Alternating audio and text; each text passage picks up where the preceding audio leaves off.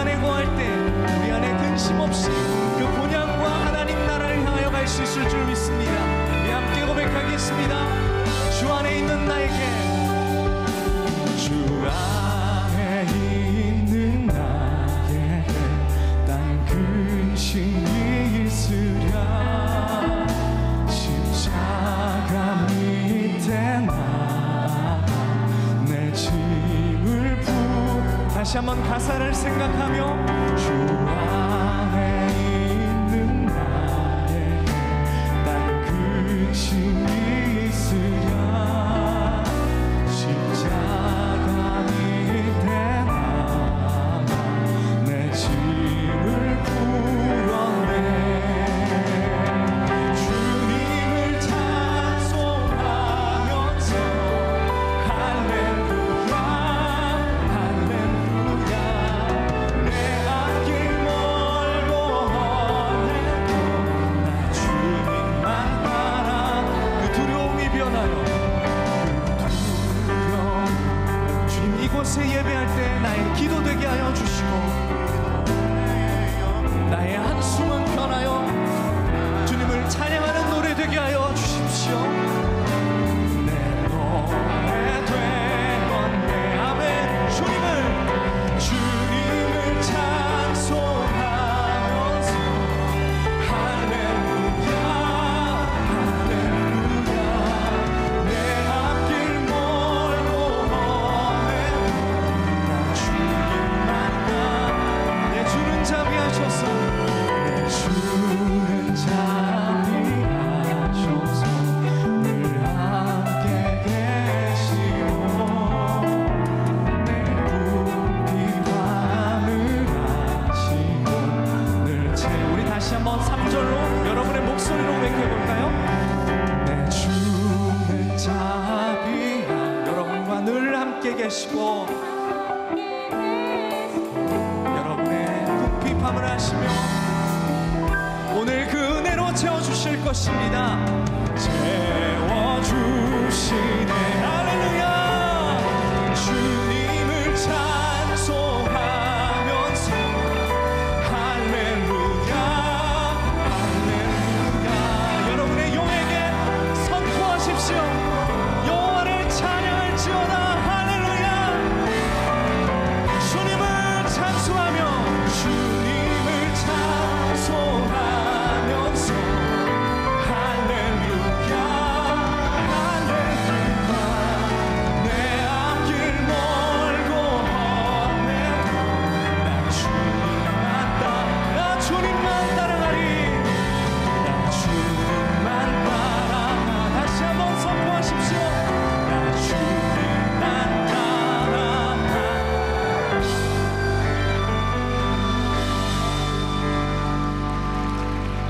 여러분, 한 주간 성경 통독 잘 하고 계시죠? 아기스 왕 앞에서 미친 채 하던 비참한 그 다윗의 상황 가운데 여러분도 처한 분들이 계실 줄로 믿습니다. 그런데 그가 시편 34편 아기스 왕에서 미친 채 하고 난 다음에 지은 시가 이렇습니다. 시편 33편 8절에 너희는 여호와의 선하심을 맛보아할지어다. 그에게 피하는 자는 복이 있도다. 너희 성도들아 여호와를 경외하라. 그를 경외하는 자에게는 부족함이 없도다.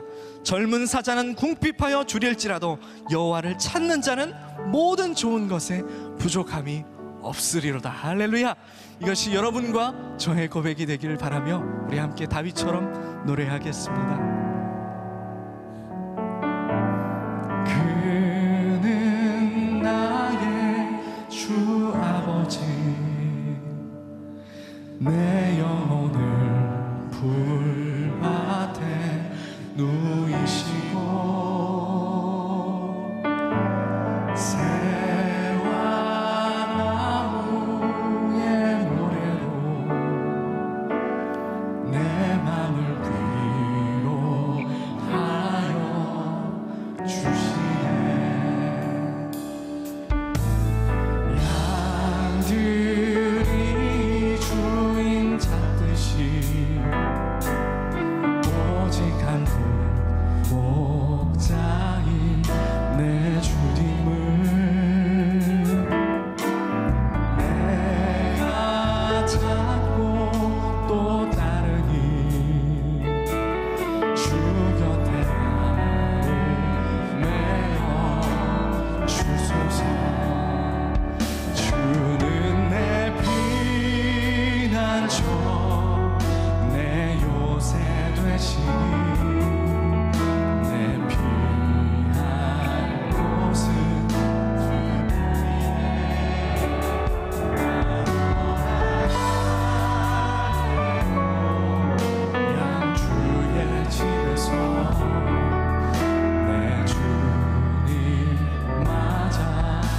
양들이 주인을 찾듯이 양들이 주인 찾듯이 오직 한 분 목자인 내 주님을 내가 찾고 주님을 따르리니 내가 찾고 또 따르니 주 곁에 나를 메어 주소서. 주는 내 피난처 내 요새 되시니 내 피할 곳은 주뿐이네. 나노라 갈래 본향 주의 집에서 내 주님 맞아. 주님은 나의 피난처 되십니다. 주는 내 피. 주님, 우리도 다윗처럼 주님을 의지하기를 원합니다. 여호와의 선하심을 이 시간 맛보게 하여 주옵소서. 주님께 피하는 자는 복이 있다 하셨으니 이 시간 우리의 마음이 주님으로 피난처 삼게 하여 주시고, 주님, 우리가 공핍하여 줄일지라도 주님을 의지하게 하여 주옵소서. 주님 맞아 주시니 주는 내 피난처 내 요새 되시니 내 피할 곳은 주뿐이네. 나도 나갈래보. 정말 주님의 뜻대로 선택하며 매 순간 주님을 의지하시기로 다시 한번 고백하시겠습니다. 뜻하신 그곳에 뜻하신 그곳에 나 있기 원합니다. 이끄시는 내 영 순종하며 살리니 연약한 내 영혼 도하여 인하소서. 주님 나라와 그 뜻을 위해 우리 마지막으로 다시 한번 뜻하신 그곳에 나 있기 원함. 우리가 사울처럼 주님의 뜻을 재단하지 않게 하여 주시고 있는 그대로 우리에게 명령하시는 대로 살게 하여 주옵소서. 연약한 내 영혼 도하여 인하소서. 주님 나라와 그 뜻을 위하여 주님 나라와 주님의 뜻이 여러분의 삶에 이루어지기를 선포합니다. 주님 나라와 그 뜻을 위하여.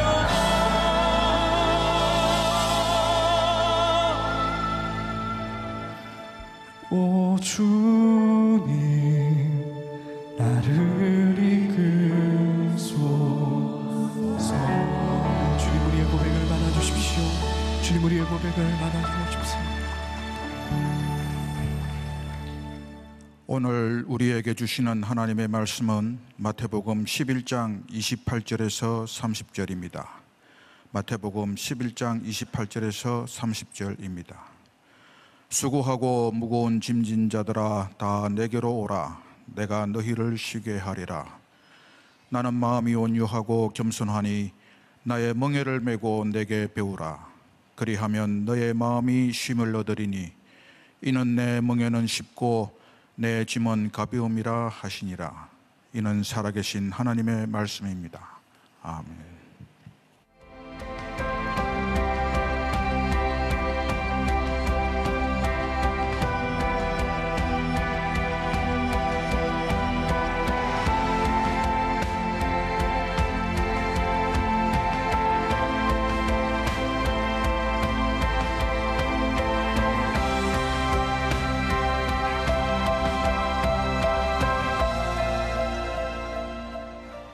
자, 오늘 여러분들과 함께 사순절 네 번째 말씀을 나누게 됩니다. 초대, 부르심, 그리고 지난주에는 도전, 원수를 사랑하라 라고 하는 말씀을 나눴다면 오늘 네 번째 예수의 길에 서다. 그렇게 우리들에게 도전이 되는 우리들의 삶의 대가는 무엇인가? 너희 십자가를 지라. 이런 제목으로 말씀을 나누려고 합니다. 영어에 compassion이라는 단어가 있습니다. 이 단어도 역시 두 개의 단어가 합해져 있어요. come이라는 말은 together라고 하는 의미고, passion, passio라고 하는 말은 고난이라는 뜻을 가지고 있습니다. 그러니까 긍휼히 여긴다라고 하는 것은 주님께서 우리들의 고난에 동참하신다라고 하는 뜻을 가지고 있습니다. 이번 주간에 제가 책을 하나 읽으면서 굉장히 인상 깊게 보았고, 이 책을 가지고 또 여러분들과 함께 한 시리즈를 말씀을 좀 나누면 좋겠다는 생각을 한 게 있어요. 한 번에 한 사람, 이런 제목의 책인데 카일 아이들먼 목사님이 쓴 책입니다. 그런데 이 책에 바로 이 긍휼이라고 하는 단어가 등장을 하고 있어요. 근데 이 책에서 긍휼이라는 말과 동정하다라고 하는 말을 구별하고 있습니다. 동정심을 가진다고 하는 말은 불쌍히 여기는 마음, 그게 동정심이라는 거예요. 근데 긍휼이라고 하는 것은 불쌍히 여기는 마음 때문에 그래서 무엇을 하는가. 그래서 긍휼은 동정심 플러스 그래서, 이것이 긍휼이라고 말을 하고 있어요. 아주 의미 있게 보았어요. 자, 여러분들에게 그림을 하나 보여드리겠습니다. 자, 저기 보이는 그림은 렘브란트의 그림입니다. 전 개인적으로 렘브란트 굉장히 좋아하고, 렘브란트는 신앙인으로서 이렇게 사람을 중심으로 늘 그림을 그렸던 사람입니다. 렘브란트의 특징은 명암, 빛과 어두움을 가지고 그가 전하고자 하는 메시지를 잘 전하고 있죠. 그러니까 이렇게 바다의 풍랑이 있는 저 그림은 렘브란트에게 있어서 조금 이례적인 그런 그림이기도 합니다. 나중에 여러분들이 저 그림을 좀 찾아서 보시면 좋겠는데, 풍랑이 있는 바다의 제자들과 예수님이 있어요. 자, 예수님의 제자가 몇 명이죠? 12명. 별로 어렵지 않은 거 물어본 거예요. 그런데 저 그림을 보면 예수님 이외에 13명이 저 안에 있습니다.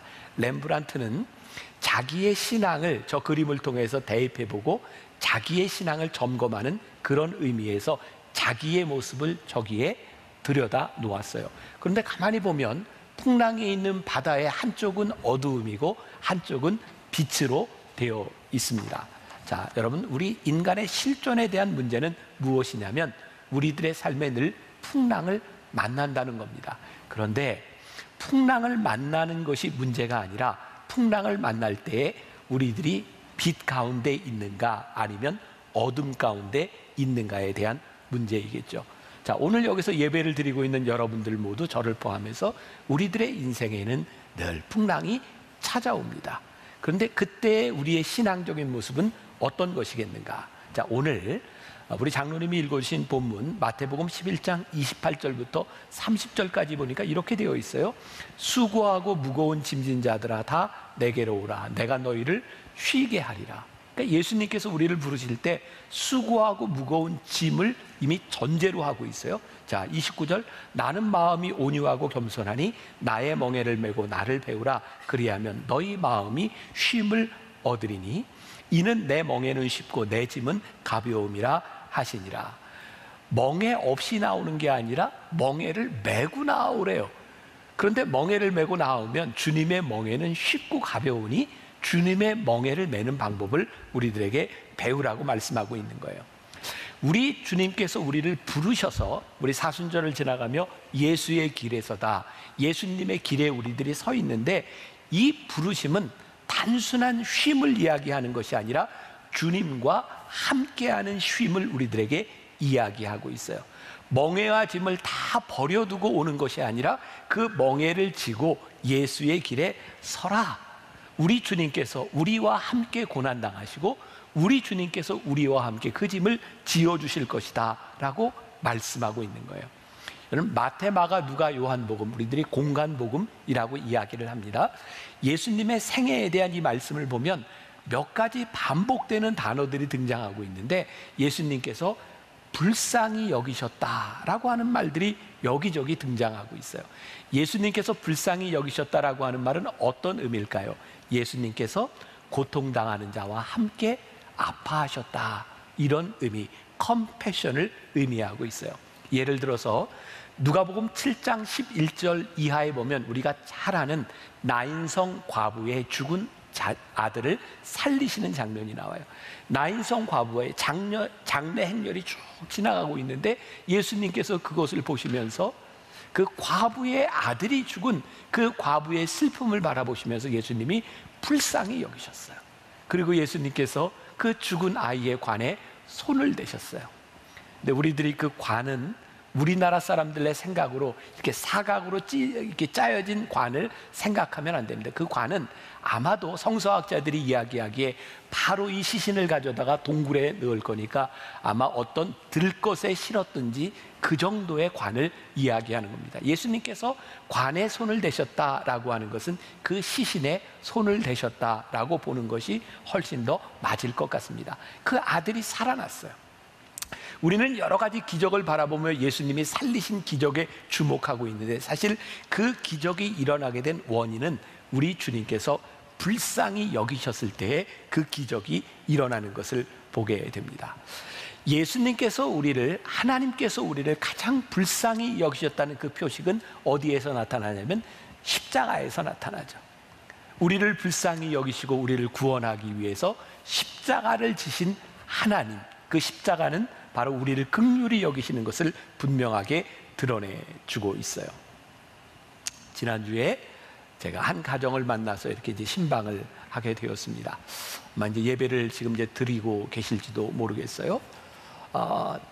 참 마음이 아픈 소식을 접하게 됐어요. 딸 하나 잘 키워서 로스쿨을 나오고 또 이제 로펌에 취직을 했는데 1년이 채 되지 않아서 딸이 혼자 있는 방 안에서 세상을 떠났어요. 연락이 되지 않는 상태에서 부모님이 그 집을 방문했을 때 세상을 떠난 딸을 보고 얼마나 마음이 아팠을까? 이것을 뭘로 표현할 수 있을까요? 그래서 몇 달 동안 교회를 나오지 못했대요. 나와 있으면 너무 울 것 같아서 몇 달 동안 교회를 나오지 못하고 있다가 어느 날 교회를 나오게 되었을 때 그분의 이야기예요. 그냥 동산지기 권사님이 자신들을 안고 눈물을 흘리고 있는데 동산 목사님이 그 가정을 위해서 기도하며 눈물을 흘리고 있는데 그것이 그렇게 위로가 되더라는 거예요. 저분이 내 아픔을, 내 마음을 잘 알고 있구나. 제가 목회하면서 참 힘든 것이 어떤 말로도 위로할 수 없는 그런 고통, 어려움을 당하는 교인들을 만나게 되는 거죠. 그런데 그 고통과 어려움과 고난을 잘 위로할 수 있는 것은 어떤 마음이 아니라 그 마음을 같이 아파하고 같이 눈물을 흘리는 그 마음인 것 같다는 생각을 합니다. 여러분 한번 우리의 일상을 가만히 보세요. 우리들이 눈을 뜨면서 접하는 이 세상의 일들이라고 하는 것이 대개 어떤 것들인가요? 그리고 우리들이 신문, 뉴스를 통해 접하는 일들은 그렇게 유쾌한 소식들이 아니라 커다란 사건들, 문제들을 우리들이 늘 접하게 되죠. 제가 이 말씀 원고를 쓰던 때가 1년 전이었으니까 그때 제가 접한 뉴스는 어떤 뉴스였냐면 저 한강변에서 술을 먹고 실종된 한 의대생의 이야기, 또 그날 코로나가 막 이렇게 심해지면서 의료 체계가 붕괴될지도 모른다고 하는 그런 상황. 그리고 이 원고를 제가 다시 보면서 정리하던 때는 어떤 뉴스들이 있었는가? 동해안에 산불이 일어나고 우크라이나에 전쟁이 일어나고 우리들의 주변에는 우리들이 원하는 좋은 소식들보다는 그 어렵고 힘든 소식들이 우리들 주변에 많이 일어나고 있어요. 그런 문제들을 모두 가지고 와서 이 주일날 예배를 드릴 때 이 설교하는 김병삼 목사가 이 문제에 대한 해결을 좀 해주면 좋을 텐데, 하나님 말씀이 시원하게 해결을 해주면 좋을 텐데 그렇지 않아요. 우리는 우리의 문제들을 여전히 안고 살아가는 거죠. 주변에서 일어나는 일들, 우리가 누군가에게 긍휼함을 여긴다 라고 하는 말이 정말 사치스럽게 들릴 정도로 우리들 주변에는 정말 분노와 불쾌한 일들이 많이 일어나고 있어요. 근데 조금 더 생각해 보면 진짜 우리들의 삶에 직접적으로 우리를 힘들게 하는 문제들은 뭐 동해안의 산불이나 우크라이나 전쟁 이런 게 아니에요.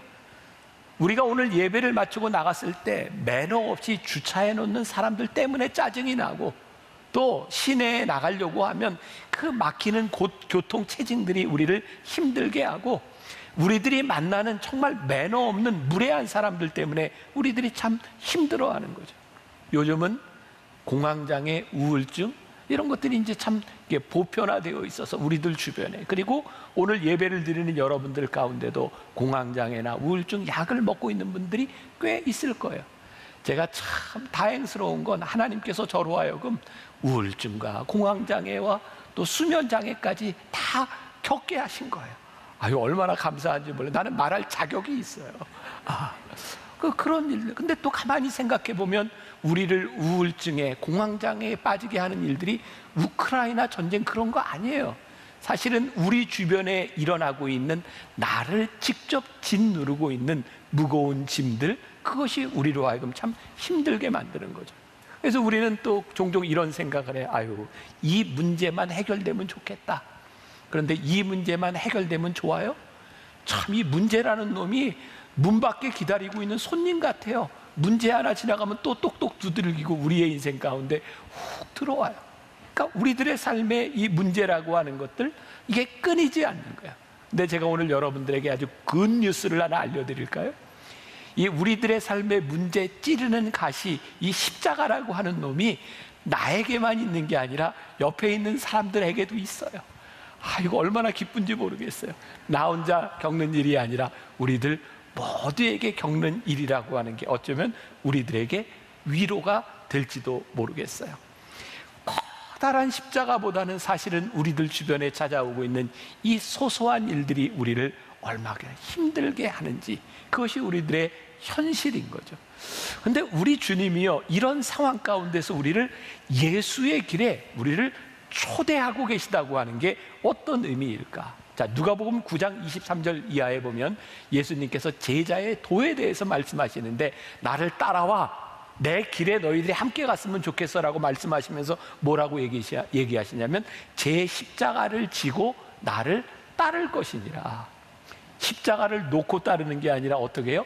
자기 십자가를 지고 나를 따를 것이니라.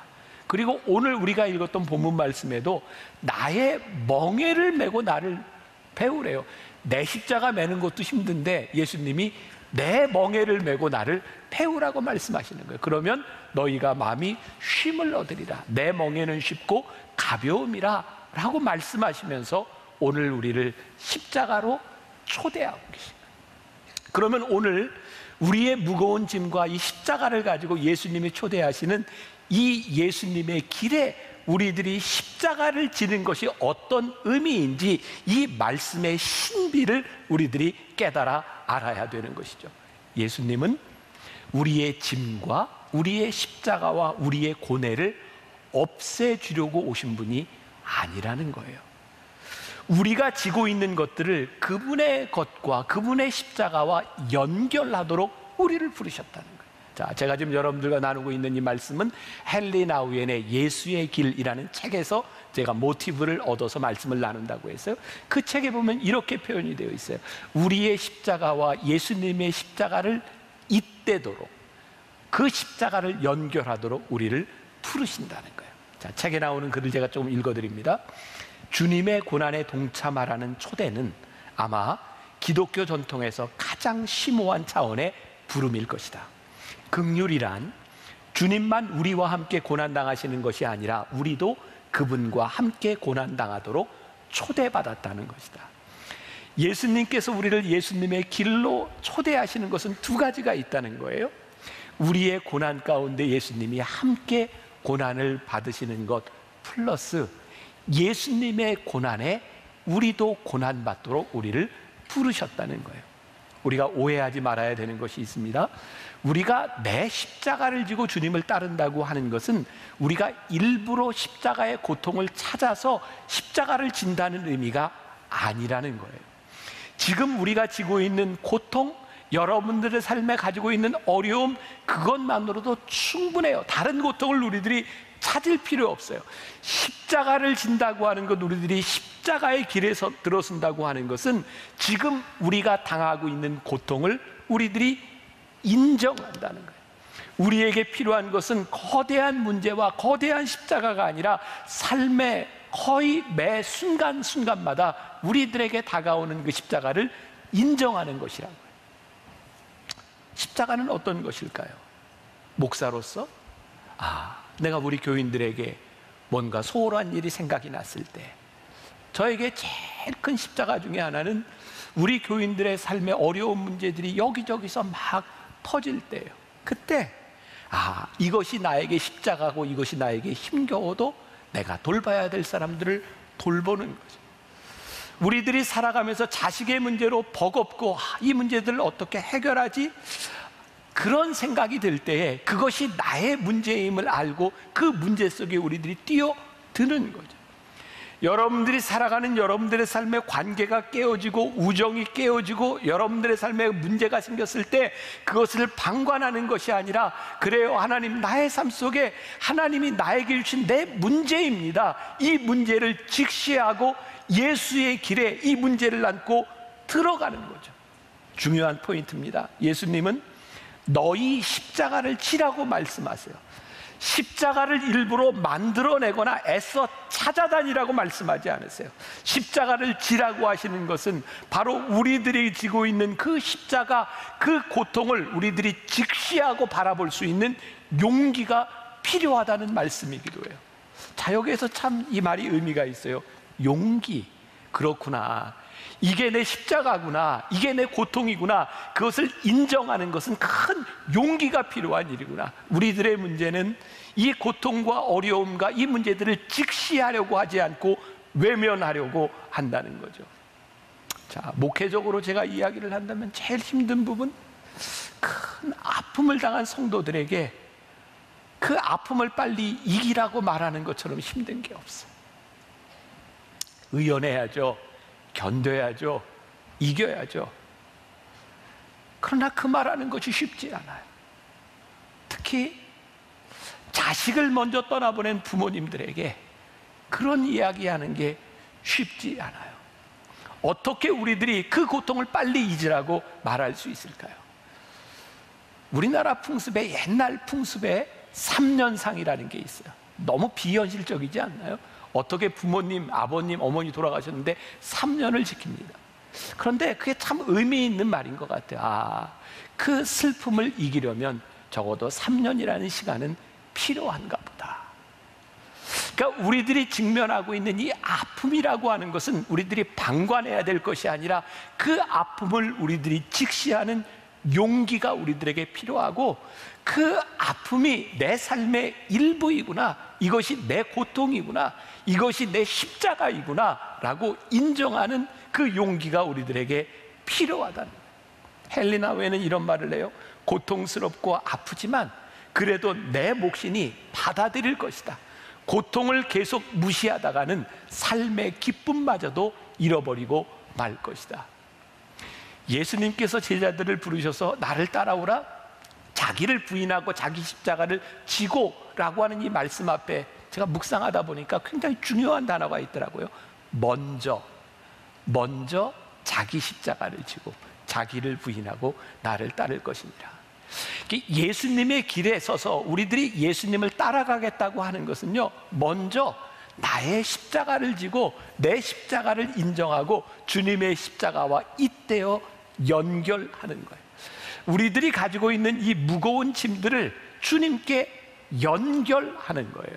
자, 오늘 이 부분에 대해서 우리들이 예수의 길에 들어서서 우리들이 십자가를 진다고 하는 의미를 우리들이 분명히 알아야 돼요. 예수님께서 우리들에게 말씀하세요. 너 나와 함께 멍에를 매자. 네 멍에를 나에게 가져오고 내 멍에를 내가 함께 매자.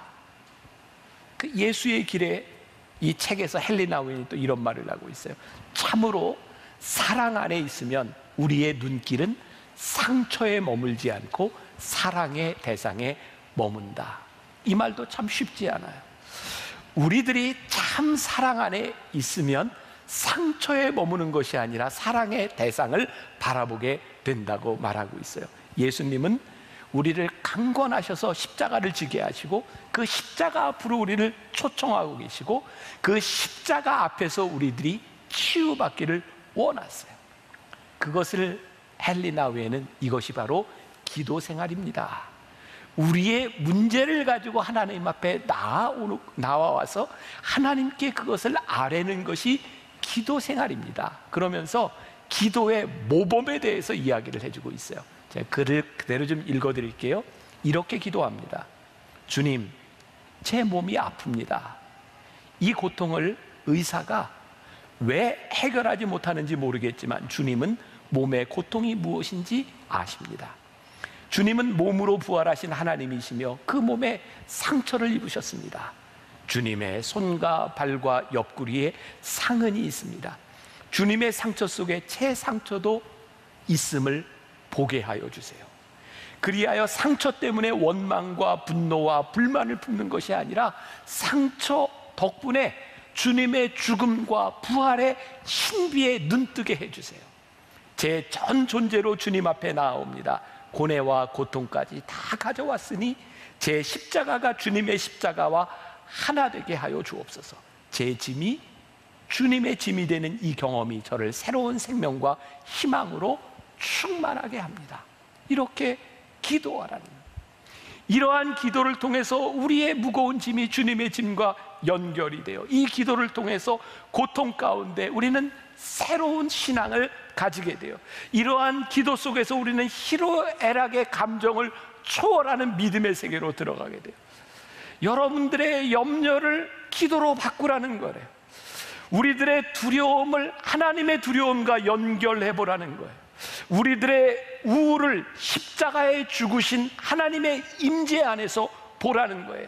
그분이 모든 고난을 살아내셨으니 그분 앞으로 이 모든 고난을 가져가라는 거예요. 그러면 우리는 예수님의 임재 안에서 고통과 기쁨과 슬픔과 즐거움을 초월하여 깨닫게 되는 것이 있다는 거예요. 기도하면 우리들의 삶이 하나님과 연결되는 것을 경험하게 돼요. 그래서 헨리 나우엔의 표현이 참 좋습니다. 두려움에서 사랑으로 옮겨가십시오. 예수님께서 우리들에게 제자의 도에 대해서 말씀하시고 예수님께서 성경에 보면 참 많이 등장하는 말이 있어요. 두려워하지 말라는 거예요.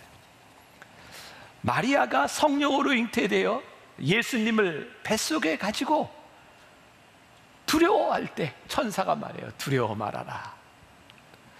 예수님이 부활하신 후에 무덤가에 예수님의 시신이 없어진 것을 바라보고 울고 있는 여인들을 향해서 천사가 얘기해요. 두려워하지 말아라. 풍랑 가운데서 풍랑이 이는 그 배 안에서 어떻게 할지 모르는 사람들을 향하여 주님께서 말씀하세요. 안심하라. 나니 두려워하지 말아라. 요한일서 4장 18절에서 이렇게 말씀하고 있어요. 사랑 안에 두려움이 없고 온전한 사랑이 두려움을 내어쫓나니. 사랑 안에 두려움이 없다고 하는 것, 우리들이 이 두려움을 이길 수 있다고 하는 것이 무엇일까요? 요한복음 21장에 예수님께서 부활하신 후에 베드로에게 찾아오시는 장면이 있죠. 3번을 물으셨어요. 요한의 아들 시몬아, 내가 나를 사랑하니? 베드로가 뭐라고 대답하죠? 예, 제가 주님 사랑합니다. 2번째 물으셨어요. 요한의 아들 시몬아, 내가 나를 사랑하니? 예, 제가 주님 사랑합니다. 3번째 물으셨어요. 요한의 아들 시몬아, 내가 나를 사랑하니? 베드로가 이렇게 대답하죠. 주님 아시잖아요. 제가 주님 사랑하는데 제가 많이 넘어지고 연약했던 제 모습을 아시잖아요. 그때 주님은 베드로에게 내 양을 치라라고 말씀하시면서 요한복음 21장 18절에서 이렇게 말씀하세요. 내가 진실로 진실로 내게 이르노니 내가 젊어서는 스스로 띠띠고 원하는 곳으로 다녔거니와 늙어서는 내 팔을 벌리리니 남이 내게 띠띠우고 원하지 아니하는 곳으로 데려가리라. 내가 나를 사랑하면 어쩌면 네가 원하지 않는 곳에 내가 갈 수도 있어. 내가 나를 사랑하면, 내가 나를 사랑하기 전에는 네가 원하는 곳을 갔지만 내가 나를 사랑하면 네가 원하지 않는 곳에 있을 수도 있어. 예수님께서 십자가를 지셨던 것처럼 베드로가 거꾸로 십자가에 못 박혀 죽였던 것처럼 그렇게 너희들이 원하지 않는 곳에 갈 수도 있어. 우리가 주님의 길을 가면서 내가 고통을 원합니다 라고 말하는 것이 아니라, 우리가 주님 사랑 안에 있을 때 주님께서 우리를 옮기시는 그 자리가 내가 원하는 자리가 아닐지라도 주님을 사랑하게 되면 그 자리가 더 이상 두렵지 않을 거야.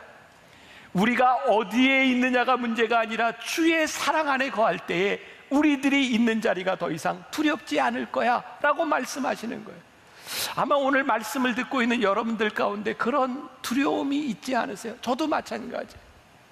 이거 참 무서운 이야기죠. 가끔 내 자식이 잘못되면 어떡하지? 여러분, 우리들 주변에 아픈 자식을 평생 돌보며 살아가는 부모님들을 봐요. 아니, 불의의 사고로, 아니면 뇌졸중으로 반신마비가 돼서 그 자리를 보존하고 있는 아내와 남편을 돌봐야 되는 그 사람들이 우리 주변에 있는 것들을 봐요. 그때 우리들은 참 두렵지 않나요? 이런 생각을 하지 않나요? 나에게 저런 일이 있으면 어떡하지? 내가 저 일을 감당할 수 있을까? 근데 헨리 우엔이 우리들에게 굉장히 큰 도전을 듭니다. 그렇게 힘들게 자녀를 돌보고, 그렇게 힘들게 배우자를 돌보고, 그렇게 힘들게 인생을 살아가는 사람들에게 어떻게 그렇게 힘든 일을 할 수 있습니까? 라고 물을 때 그들은 어쩌면 이렇게 대답합니다. 아니요, 내가 사랑하는 사람을 그렇게 돌보는 것은 그렇게 어렵고 힘든 것이 아니라 그것은 사랑입니다. 우리가 만일 사랑 가운데 있지 않다면 두려움이 우리들을 엄습하고 그 두려움이 우리를 붙잡아 놓을지 모르지만, 우리들이 사랑 안에 있을 때 우리들에게 그것이 두려움이 아니라 우리들이 그것을 능히 감당할 수 있는 일입니다. 그 십자가를, 그 멍에를 내가 질 수 있는 일입니다. 용기 있게 질 수 있는 일입니다 라고 말할 수 있지 않을까요? 제가 종종 보는 프로그램 중에 세상에 이런 일이라는 프로그램이 있어요. 그 프로그램을 보다 보면 무서워요. 어떻게 가정에 저런 일이 일어날 수 있을까? 어떻게 저렇게 힘든 일을 견디고 살아갈까? 근데 오늘 우리들에게 주는 큰 도전이 있더라고요. 너희가 그 사랑 안에 있지 아니하면 그 일을 절대로 이해할 수 없으나, 사랑 안에서 그 일을 보는 것은 다른 것이라는 거예요. 그래서 오늘 우리들에게 말씀하는 거예요. 사랑 안에는 두려움이 없나니 사랑은 모든 두려움을 쫓아내느니라. 오늘 우리로 하여금 하나님께서 이 십자가의 길로 우리를 초청하셔서 하나님의 사랑 안에서 예수의 길에 들어서게 하시고, 그 예수님의 십자가와 우리의 십자가를 잇대게 하실 때에 지금까지 보는 그러한 짐과 십자가가 아니라 주님의 사랑 안에서 그것을 보게 될 것이라는 일이에요. 저에게 떠올랐던 찬양이 있습니다. 십자가 그 사랑 멀리 떠나서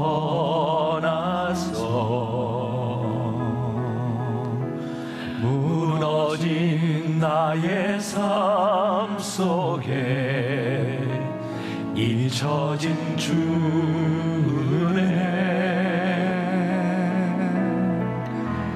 돌 같은 내 마음 어루만지사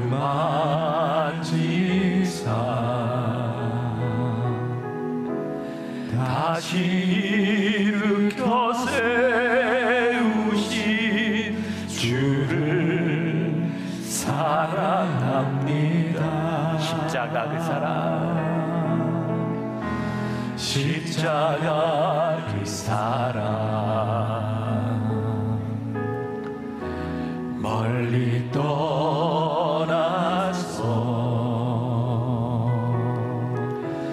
무너진 나의 삶 속에 잊혀진 주네,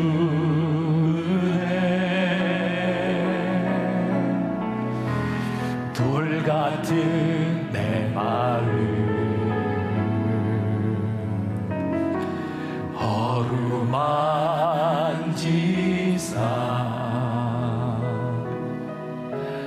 다시 일으켜 세우신 주를 사랑합니다.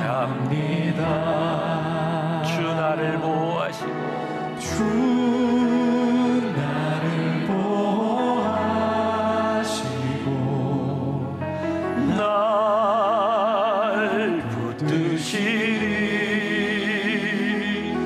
나는 외롭고 존귀한 주님의 자녀라.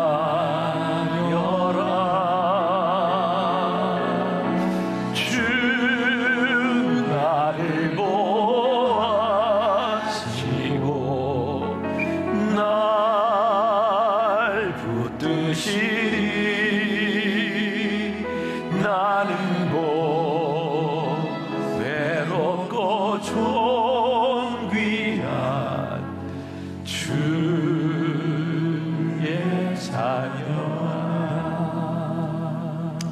여러분, 우리가 믿음을 가지고 그 어려운 시간들을 살아내고 이겨냈던 우리 믿음의 선배들을 보잖아요. 그 어려움 가운데서 그 믿음을 가지고, 그 신앙을 가지고 이 시간들을 지켜내고 이겨냈구나. 그 눈물을 흘리며 불렀던 그 찬양 가운데 그 기쁨을 회복할 수 있도록 하나님께서 우리의 십자가를 주님의 십자가와 잇대어 살아가도록 하셨구나. 주 안에 있는 나에게 단 근심이 있으랴 십자가 밑에 나가 내 짐을 풀었네. 그 두려움이 변하여 그 두려움이 변하여 내 기도 되었고 전날의 한숨 변하여 내 노래 되었네. 주님을 찬송하면서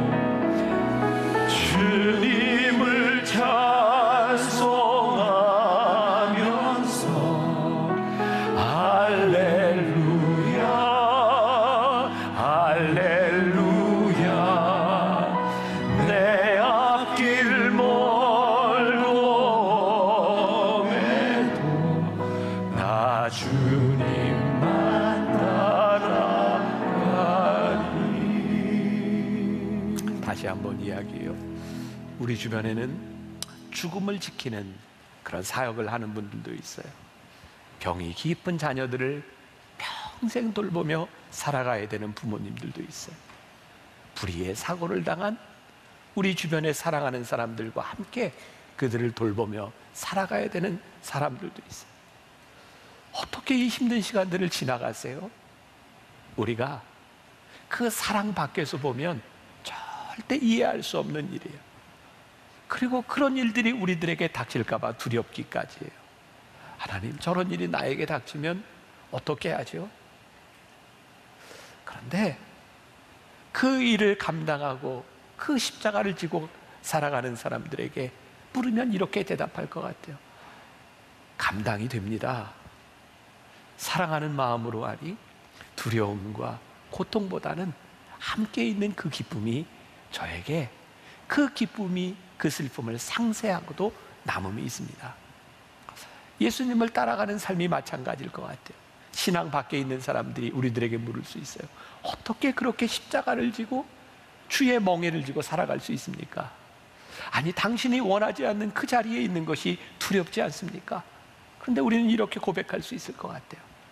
우리가 주님을 따르는 것은 두려워서가 아닙니다. 내가 주님을 사랑하기 때문에 우리들이 지금 그 길에 서 있을 수 있는 겁니다. 주님을 사랑하는 사람에게는 두려움이 없습니다. 그래서 오늘 우리는 두려움이 아니라 주님의 사랑을 기대할 수 있는 것입니다. 우리가 참 많이 잊고 사는 게 있다는 생각이 들어요. 내가 사랑하는 사람을 위해서 죽을 수 있고 그 사랑에는 두려움이 없다는 것을 우리들이 참 많이 잊고 살아갔던 것 같아요. 그래서 하나님을 믿는 우리들에게 두려움이 많이 있었던 것 같아요. 근데 오늘 우리들에게 주시는 말씀이 있어요. 사랑 안에는 두려움이 없다. 그 아버지가 그 주를 자르라고 이야기할 때 저는 그 두려움이 아니라 사랑이라고 생각하거든요. 아무도 너를 비난하지 않아. 아무도 너에게 책임을 묻지 않아. 한 알의 밀이 땅에 떨어져 죽으면 많은 열매를 맺거니와 죽지 아니하면 어떤 열매도 맺을 수 없다고 말씀하고 있거든요. 우리들에게 참 능력을 주었던 그 신앙, 십자가의 신앙, 우리가 하나님과 함께 동행한다고 하는 이 믿음을 우리들이 잃어버리고 살기 때문에 우리들이 두려움 가운데 살아가는 것은 아닌가. 오늘 우리들에게 이렇게 말씀하세요. 너희들의 삶에도 어쩌면 저런 일이 있을지 몰라. 어쩌면 너희들의 인생에도 너희들이 감당하기 어려운 그 힘든 일들이 너희에게 찾아올지 몰라. 그런데 하나님께서 오늘 우리들에게 주시는 용기가 뭐예요? 그거 너에게 주신 일이야. 그리고 그거 네가 사랑하면 얼마든지 감당할 수 있는 일이야. 두려워하지 마. 너의 짐을 가지고 십자가 앞으로 나와. 지난해 주님은 나의 최고봉 오스왈드 챔버스를 우리들이 나누면서 제가 여러분들과 몇 차례 나누었던 말이 있어요. 하나님께서 저에게 주신 제일 큰 축복, 내가 찢겨지는 빵과 부어지는 포도주가 되어라. 하나님이 나를 부르신 이유가 그 부르심 때문에 부르셨구나. 여러분들을 부르신 이유가 우리가 하나님을 사랑하기 때문에 기꺼이 찢겨지는 빵과 부어지는 포도주가 되도록 우리를 부르셨구나. 우리들에게 어떤 일이 닥칠지 몰라요. 그러나 두려움이 아니라 사랑 가운데 우리들의 십자가를, 우리의 무거운 짐을 주의 십자가와 잇대어 주님의 길에 서서 담대하게 살아가는 여러분, 여러분들에게 주어진 인생을 사랑 가운데 담대하게 이겨나가는 여러분들 한 사람 한 사람이 되시기를 주님의 이름으로 간절히 축원합니다. 우리 십자가 그 사랑, 우리 다시 한번 찬양하면서 주님, 우리들에게 이 용기를 주옵소서. 나의 십자가를 주의 십자가와 잇대어 살게 하여 주옵소서. 이렇게 찬양하며 기도하면 좋겠습니다. 십자가 그 사랑 멀리 떠나서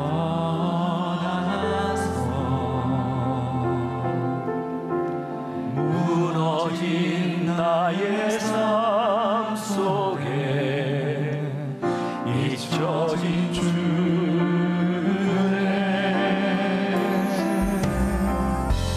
돌 같은 내 마음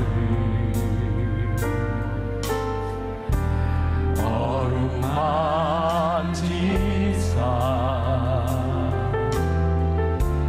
다시 일으켜 세우신 주를 사랑합니다. 주 나를 보호하시고 날 붙드시리. 나는 곧 외롭고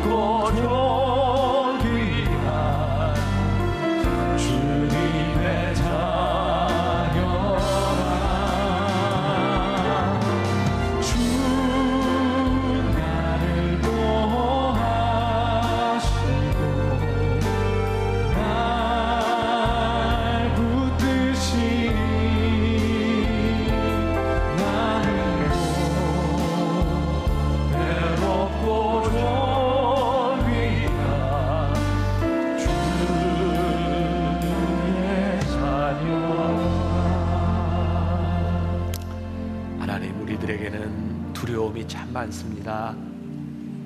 우리들에게 일어나는 일들, 아니 누군가에게 일어났던 그 가슴 아픈 일들을 바라보며 나에게 저런 일이 일어날까 봐 두려움을 가질 때도 많이 있습니다. 근데 오늘 십자가를 통해 우리들에게 주시는 말씀이 있습니다.